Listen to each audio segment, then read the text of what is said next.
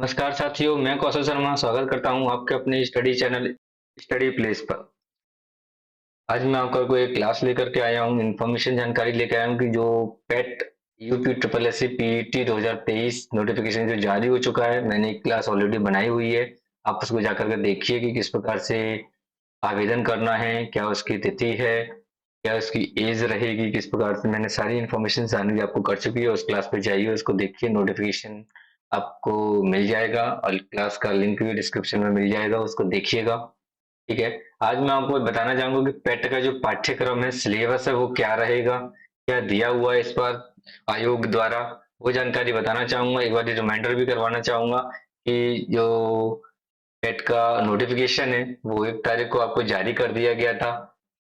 उत्तर प्रदेश अधीनस्थ सेवा चयन आयोग लखनऊ द्वारा ये जारी कर दिया गया है। और इसकी जो तिथि रखी गई है, ये तिथि रखी गई है, अंतिम तिथि है इसकी 30 अगस्त 2023। प्रकाशन जो हुआ था वो 1 अगस्त 2023 को हुआ था। और 1 अगस्त 2023 से ही आपके आवेदन स्वीकार करने हो गए थे, ऑनलाइन एप्लीकेशन शुरू हो गए थे भरने। और 30 अगस्त लास्ट डेट है, इस तारीख को ध्यान में रखें। 30 अगस्त के बाद कोई भी फॉर्म नहीं भरा जाएगा। तो आप जाइए, जो साइट है, आयोग की साइट है http://UP/SSC.gov.in पर जाएं और अपने आवेदन जल्द से जल्द भरें, रजिस्ट्रेशन करें और फीस सबमिट करें। ठीक है। आगे चलते हैं। मैं आपको आज बताने जा रहा हूँ कि यहाँ पर क्या क्या टॉपिक सिलेबस से संबंधित आपको बताए गए हैं, जोड़े गए हैं। ये सारी जानकारी देने के लिए मैं आपको अपडेट हुआ हूँ, अपडेट करवाना चाहूंगा। और यहाँ पर इतिहास की अगर हम बात करें तो इतिहास में ये सारे जो टॉपिक दिखाई दे रहे हैं, ये टॉपिक है। प्राचीन भारत की बात करें या मध्यकालीन भारत की बात करें तो 5 क्वेश्चंस यहाँ पर आते हैं, 5 नंबर के क्वेश्चंस। और 5 ही नंबर के क्वेश्चंस आपको आधुनिक भारत से ज्यादातर आते हैं। वो भी आते हैं राष्ट्रीय आंदोलन की 5 क्वेश्चंस आते हैं। भारतीय राष्ट्रीय आंदोलन, इंडियन नेशनल मूवमेंट से आपको 5 क्वेश्चन आते, 5 टॉपिक भी दिए गए हैं और 5 क्वेश्चन यहाँ पर आते हैं 5 नंबर के। बाकी 5 नंबर का भारतीय इतिहास आता है। सबसे ज्यादा महत्वपूर्ण इसमें जो रहता है वो बौद्ध धर्म, जैन धर्म, मौर्य वंश से संबंधित रहता है। गुप्त वंश से संबंधित ज्यादा क्वेश्चंस यहाँ पर आते हैं। और ज्यादा से ज्यादा अगर आपको बात करूं, मुख्यतः यही टॉपिक है। लास्ट ईयर इसमें से ज्यादा पूछा गया था। हर्षवर्धन को तक को यहाँ पर टच कर लिया गया था पिछली बार। ठीक है। तो सिंधु घाटी सभ्यता से भी क्वेश्चन आया था, वैदिक संस्कृति से भी क्वेश्चंस आते हैं। ठीक है। तो ये मुख्य मुख्य टॉपिक जो हैं वो इतने हैं, इतने आप पढ़ लेंगे तो बेटर रहेगा। लेकिन मैं कहूंगा सारे टच करके जाएं, क्योंकि कुछ चेंजेस हुआ है, आयोग ने चेंजेस किए हुए हैं। तो उस चेंजेस को दूर करने के लिए ही ये सिलेबस जारी किया गया है, क्लियरिटी रखी गई है कि ये टॉपिक आपको पढ़ने हैं। तो आपको यही सजेशन देना चाहूंगा कि सारे टॉपिक आप टच करके जाएं। ठीक है। कोई भी टॉपिक छोड़ के ना जाएं, सारे टॉपिक ही आप टच करें तो आपके लिए बेटर रहेगा। ओके। अगला बात करें तो भूगोल से संबंधित जो क्वेश्चंस हैं, तो भूगोल में ज्यादातर जो पूछे जाती हैं वो नदियां पूछी जाती हैं। नदियां आप याद कर गए, पर्वत भी पूछे जाते हैं और सबसे ज्यादा खनिज संसाधन, ये मेन टॉपिक है आपके, इनको ज्यादातर ध्यान दें। भारत एवं विश्व का राजनीतिक भूगोल भी ज्यादातर आता है और जलवायु से संबंधित भी ये क्वेश्चंस आते हैं। भूगोल में एक मेन टॉपिक है जनसंख्या से संबंधित या प्रवास से संबंधित। इसको अच्छे से तैयार कर लें। इससे क्वेश्चंस आपको 2 क्वेश्चन तो मिलने ही मिलने हैं। जनसंख्या से संबंधित 2 क्वेश्चंस मिल जाएंगे, बाकी 3 क्वेश्चन इन अदर टॉपिक से मिल जाएंगे। नदियों से भी एक क्वेश्चन मिलने की संभावना है। पहाड़ियों या पर्वत या हिमनद से एक क्वेश्चन मिल जाएगा और खनिज संसाधन से एक टॉपिक मिलना ही मिलना है। नदियों से भी एक टॉपिक, एक प्रश्न मिलना ही मिलना है, सॉरी। ठीक है। तो एक टॉपिक नदियों से, एक टॉपिक खनिज संसाधन से मिल जाएगा, 2 क्वेश्चन यहाँ से मिल जाएंगे, बाकी एक टॉपिक, एक क्वेश्चन कहीं और से भी मिल सकता है। ठीक। तो भूगोल में आपको इतना तैयार करना है। ये आपको सिलेबस में दिया गया है कि भारत एवं विश्व का भूगोल कैसे है, क्या क्या आपको तैयार करना है।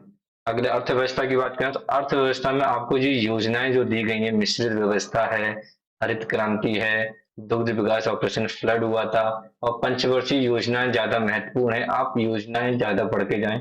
जो 47 से 91 तक योजनाएं हुई हैं, स्वतंत्रता की जो हमारी अवधि थी, 1947, इस तिथि से लेकर के 91 तक की आपको सारी जो भी योजनाएं चली हैं, पंचवर्षीय योजना या योजना आयोग, इससे संबंधित क्वेश्चंस आने ही आने हैं।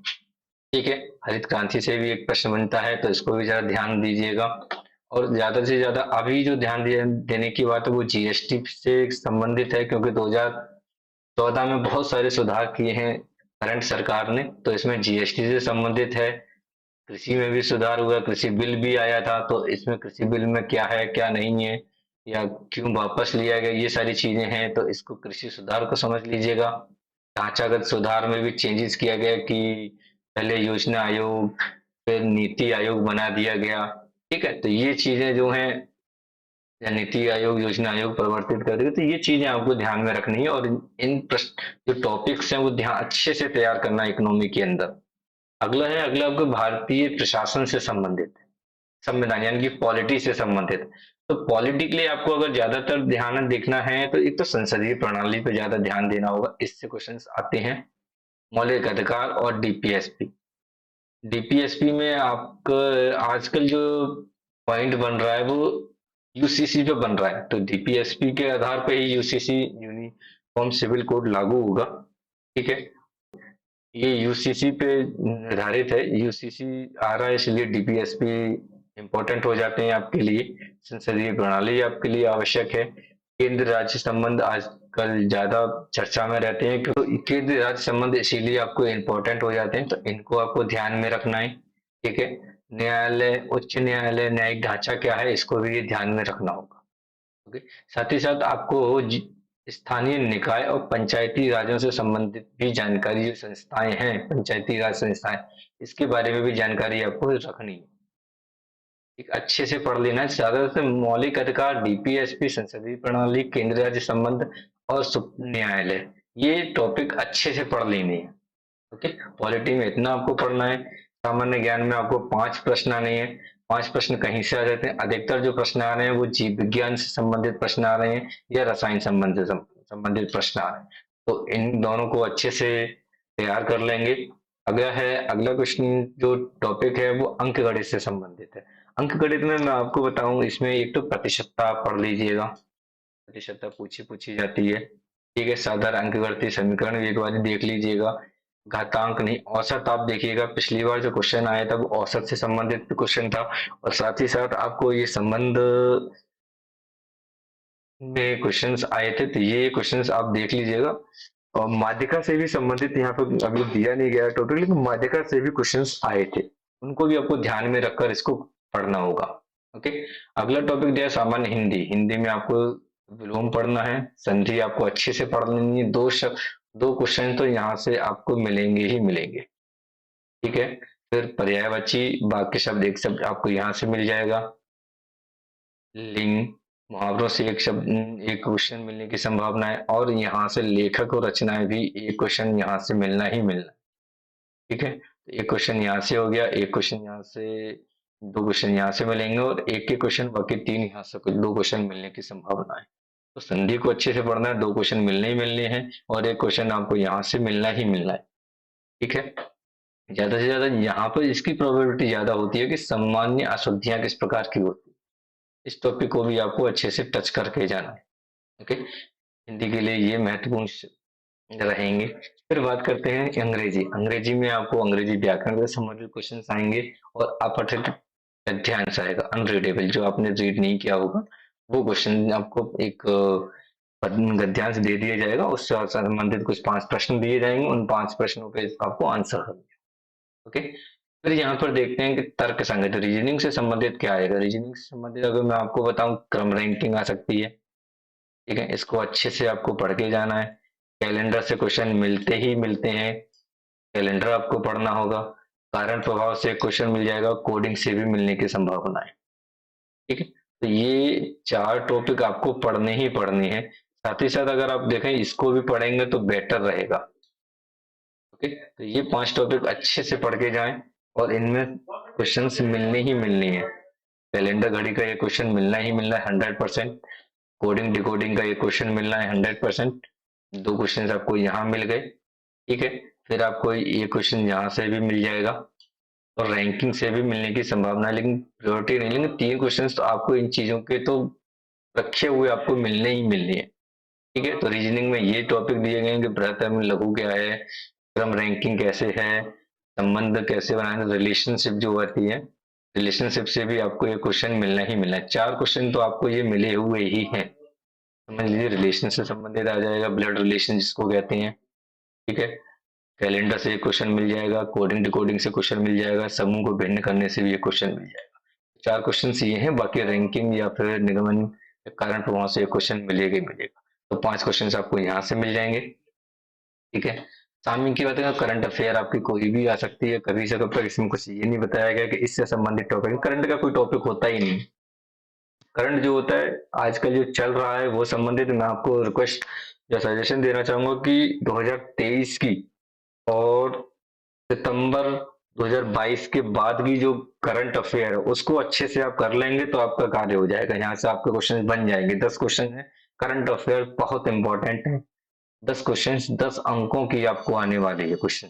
ठीक है, फिर बात करते हैं जनरल अवेयरनेस की। जनरल अवेयरनेस यानी कि आपको पता होना चाहिए कि भारत के पड़ोसी देश कितनी सीमा लगाते हैं, कौन कौन से पड़ोसी देश हैं, कौन उनसे को हमारी नदियां कहाँ जाती हैं, या जैसे चाइना से कुछ नदियां हमारे देश में आती हैं, नेपाल से कुछ नदियां आती हैं।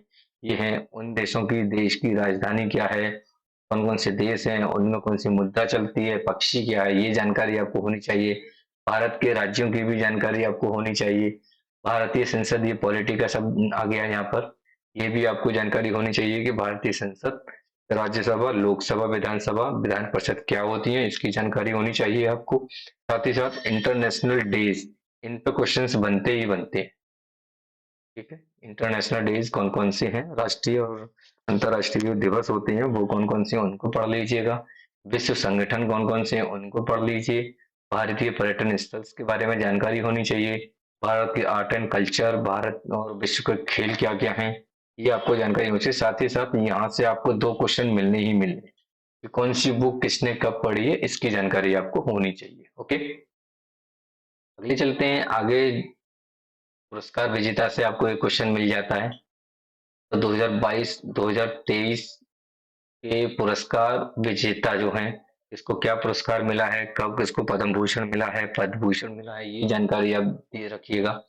साथ ही साथ जलवायु परिवर्तन से संबंधित क्वेश्चन नहीं, पर्यावरण से संबंधित क्वेश्चन आपको एक मिलने की संभावना है। ठीक है, तो ये भी आपको पढ़ना है। मेन चीज ये 3 टॉपिक हैं सबसे अधिक, इन्हीं पे ही आपको ध्यान देना है। एक तो देना है तालिका से संबंधित क्वेश्चन, उनको विश्लेषण कैसे किया जाता है। 5 प्रश्न आएंगे 10 नंबर के।